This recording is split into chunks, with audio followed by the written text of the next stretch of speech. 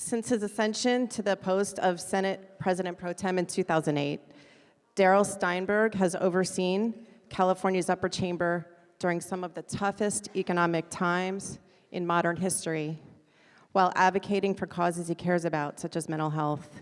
He was honored with the John F. Kennedy Profiling Courage Award by the Kennedy Library Foundation for his leadership in bipartisan budget negotiations that helped close California's massive budget deficit. As he enters his final year in the California Senate, Steinberg will oversee vigorous debates about the new budget surplus, the drought, high-speed rail, climate change, and just a few other issues. Please welcome Senator Steinberg to the Sacramento Press Club.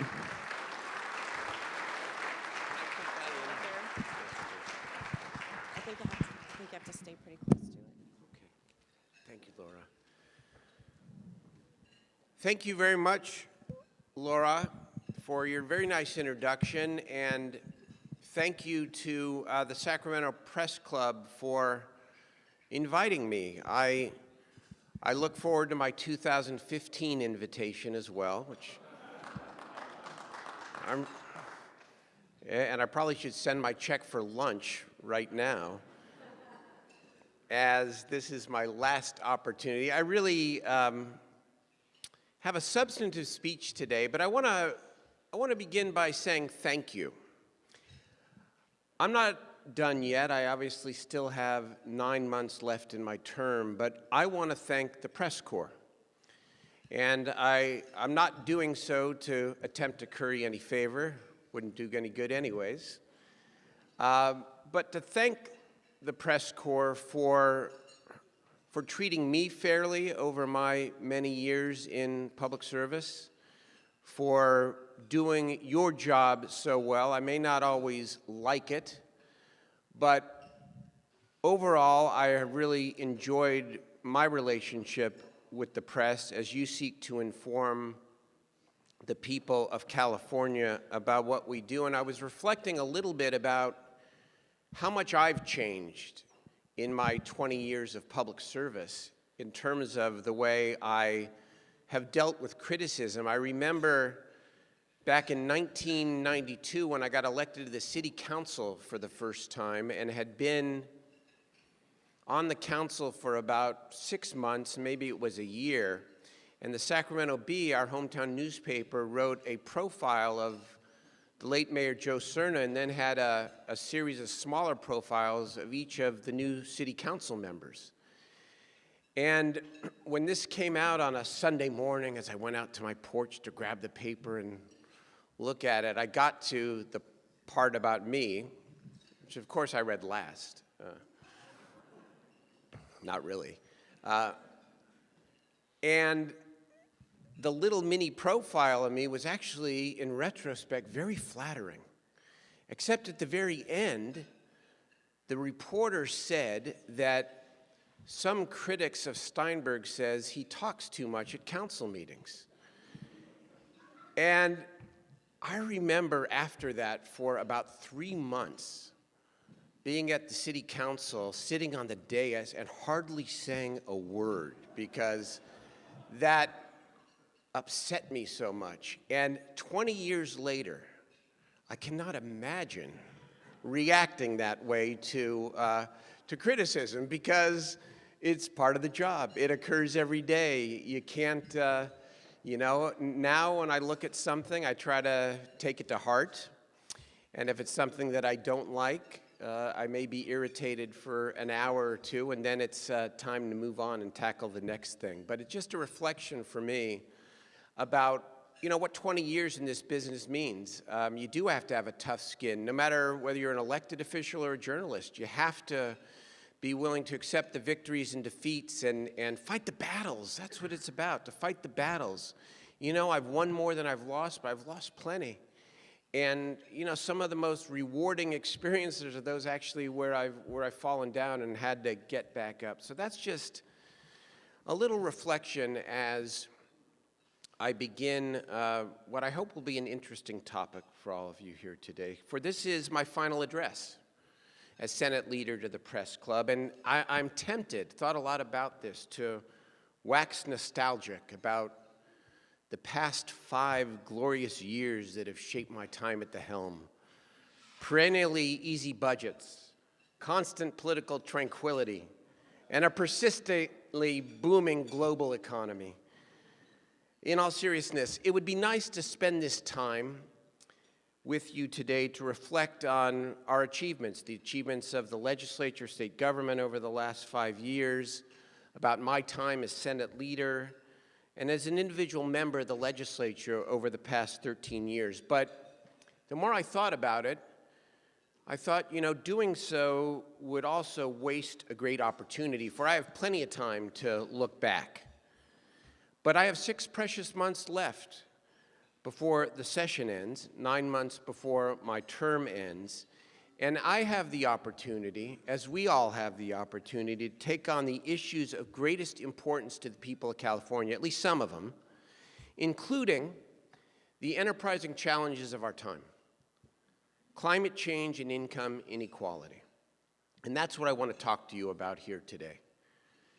Climate change is a global problem affecting humanity without distinction, but its health and economic costs fall hardest on the poor. For those who pollute are among the wealthiest and most heavily subsidized industries today. And those who disproportionately suffer from pollution are at the polar end of the economic scale. Asthma rates are highest among the poor. Clean water is most inaccessible to the have-nots. Low-income communities are inordinately hit hard, and hardest by increasingly extreme weather, as we experience today with the drought and its impact on the high-poverty areas of California's Central Valley. And the fact is that the poor can least afford what it will cost, what it will rightfully cost to reduce our dependence on carbon. 1 in 4 California children live in poverty. Childhood poverty rates are even higher among Hispanic and Latino families and African American families. Nearly half, 45%, of California's children live in low-income families defined as their families earning less than 200% of the federal poverty level, about $45,000 per year.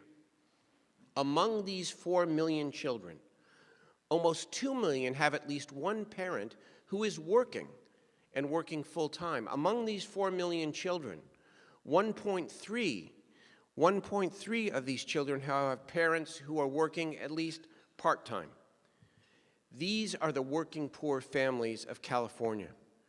And so when we talk about tackling climate, which we must, I think it is important to recognize that tackling climate is essential, but it is not free. California cannot solve its climate problem alone, but we have never been afraid of leading. Our climate program is the world's gold standard. We have already made significant progress and are a long way towards meeting AB 32's 2020 targets. The accomplishments are impressive. Whether it's California's clean air standards, authored by my colleague, Senator Fran Pavley, that have been adopted nationally as part of the National Clean Air Act, whether it's the fact that energy companies have already purchased enough energy to meet California's 33% renewable portfolio standard. I could go on and on. We have a suite of programs, from our solar rooftop initiative to energy efficiency in schools, from Prop 39 to our smart growth targets under my SB 375. All of these initiatives are on the cutting edge of actions needed to cool the earth and to reduce pollution. We have also adopted a program that maybe has gotten most of the attention, and that is the cap and trade program regulating some 600 industrial polluters. Cap and trade has generated about $1 billion to date, with more to come, largely intended to be focused on energy efficiency strategies and other measures to help meet the 2020 targets. Up to 25% of the funds must be focused on low-income neighborhoods, as required by my colleague, Senator Kevin De Leon, the next pro tem of the Senate, his bill, Senate Bill 535 of 2012. So cap and trade, as it has worked for 1 year, in my view, is funding projects and programs that are helping to achieve our climate goals. The cost to Californians have thus far been modest, if negligible. That is great, and it should continue. But what a lot of Californians don't yet understand is that cap and trade is about to grow in a big way. Next year, in 2015, the cap and trade system will expand from covering polluting industrial plants known as stationary sources to include carbon-based fuels, oil, ethanol, diesel, and natural gas. Now, I know many of you, and a lot of us have been around for a while, and we recall the state's energy crisis of the early 2000s and other instances where very good and well-intended public policies led to serious crises. And I am here in part to say today that I'm concerned that bringing fuels under cap and trade leaves consumers vulnerable to anti-competitive behavior and Wall Street traders, which have led in the past to unpredictable price spikes and shortages. It wasn't just the energy crisis. It was the mortgage crisis and the financial crisis of 2008, all of which were caused by unregulated trading and market manipulation. However we move forward, we must be mindful of the law of unintended consequences. I'm not alone with my concerns. A 2008 Congressional Budget Office report cautioned that CO2 allowance prices could affect energy prices, inflation rates, and the value of imports and exports. Volatile allowance prices could have disruptive effects on markets for energy and energy-intensive goods and services. In 2013, a report by the California Air Resources Board warned that these allowances create, quote, the potential for a wide range of price outcomes. In other words, there is a real risk of spikes and real fluctuations in gas prices. If these forewarnings materialize next year, or in 2016, or in 2017, California's hardworking, low and middle class families whose budgets are already hand-to-mouth will suffer most. And if gas prices spike and fluctuate wildly, I'm concerned that the climate change skeptics, and they're still out there, will use any crisis to try to unravel AB 32 and weaken our essential climate goals. So today, I am proposing strengthening, and I emphasize strengthening, our state's climate policy through 2050. The targets only go currently to 2020. And I propose that we acknowledge and embrace the clear connections between climate change and poverty as we build on our state's stellar record of environmental leadership, and that we add the beginning of a tax reform discussion to boost. I propose 4 key principles. Number 1, that we set aggressive targets in statute beyond 2020 to break our fossil fuel addiction and reinforce the climate goals of AB 32, not just through 2020, but through 2030 and 2050 as well. Number 2, that we continue cap and trade for stationary sources for the polluting industrial plants. I want to repeat that. We continue cap and trade for polluting industrial plants known as stationary sources, but that we replace the cap and trade current 2015 planned expansion into the fuel economy with a broader, more stable, and more flexible carbon tax of a similar amount on these fuels. 3, that we return most of the carbon tax revenue from fuels to poor and middle-class families through an earned income tax credit. And 4, that we inject the remaining carbon tax revenues into a multi-billion-dollar 21st century development of California's mass transit infrastructure to reduce traffic and pollution from cars that use gasoline and to give working people a real alternative. With some differences, these ideas mirror what British Columbia in Canada has done since the late 2000s. And early evaluations show their program to be a great success both in reducing greenhouse gas emissions and in maintaining a strong economy. Let me emphasize that nothing in what I lay out here in this proposal, and it's merely a proposal, will roll back or otherwise weaken any greenhouse gas requirements, including the low carbon fuel standard. Now, there will be critics on the left. They're already out there. There will be naysayers on the right. But in my view, we have a moral imperative to act, and we should not be afraid of asking hard questions. Whether I'm right or whether I'm wrong, whether this is the perfect proposal or not, what's important is that on major areas of public policy, like how we are going to regulate billions of dollars worth of resources, we ought to have a public discussion about that. We ought not to be afraid to ask the difficult questions. On the issue of climate change itself, let me be clear, we have no choice. We must reduce the amount of carbon we put into the air, and that will come with a price. Nothing is free.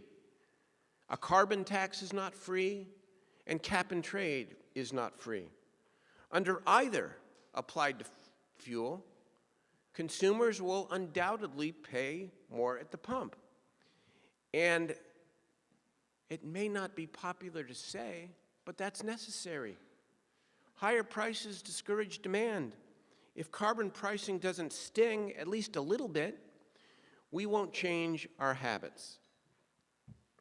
On how this requirement is achieved, we have a choice.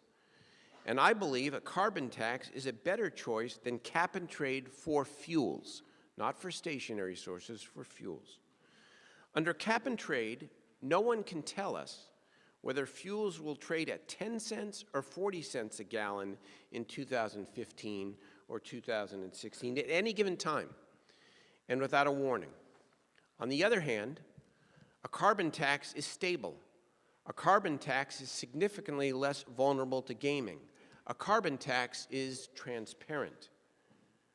Under my proposal, the price of carbon is projected to rise gradually but predictably, starting at an estimated 15 cents a gallon in the first year, rising to 43 cents a gallon by the year 2030. In 2020, the year current AB 32 targets end, it is estimated that the carbon tax I propose would cost 24 cents a gallon, which is still lower than the upward price risk under cap and trade at 40 cents a gallon.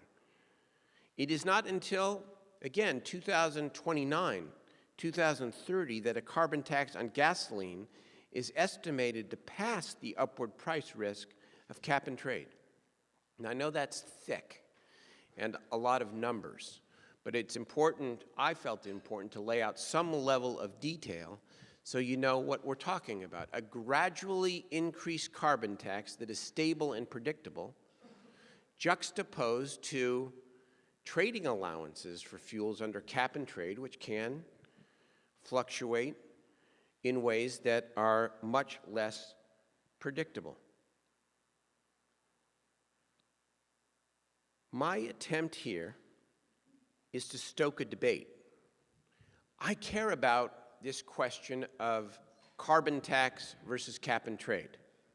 I care about it, and I'm giving you my opinion. But I also recognize that reasonable people can differ, and that's what the public discussion and the legislative process is about.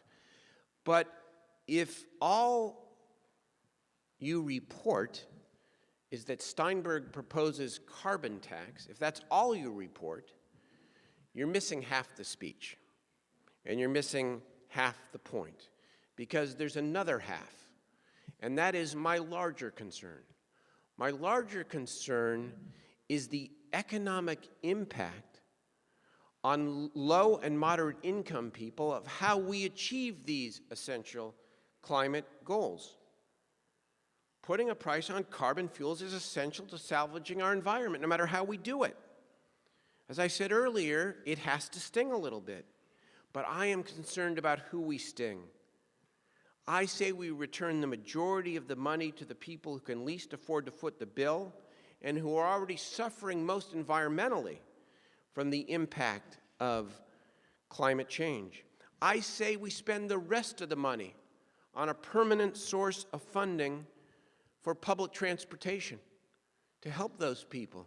I acknowledge Mike Wiley, who's the chair, not the chair, the executive director of regional transit here in Sacramento. And Mike, thank you for coming. And Mike can tell you, like all other transit directors throughout the state of California, what they face in terms of challenges, and I'll talk about that a little bit more in a minute. Why this focus on climate change and poverty? Well, poverty in the state is growing. The California Budget Project just put out a report that calculates that the rate of poverty in California is about 1/3 higher than it was before the Great Recession of 2008 and 2009. And I have been in this office, as Laura said, now for going on my 6th year, and I have seen the budget cuts. But it's not just the cuts to our safety net. It's not just the education and skills gap that we're trying to address with our focus on universal preschool and linked learning in high schools. It's not just the concentration of wealth among the very few. The starkest sign of poverty in California is the reality that millions of hardworking people earn so little income that they live constantly on the edge. So what is an earned income tax credit? My carbon tax proposals will generate $3.8 billion in year one. And growing. I say we take $2.5 billion of that in the first year and provide it to people and families making less than $75,000 a year through an earned income tax credit. And what is it? It's a credit at the federal level now, at the federal level for low and moderate income working people. It encourages and rewards work and offsets federal payroll and income taxes. The tax break works on a sliding scale, tied to income, tied to marital status, and tied to the number of children. Nationally, the EITC has been credited as being one of the lead strategies to help people leave the clutches of poverty.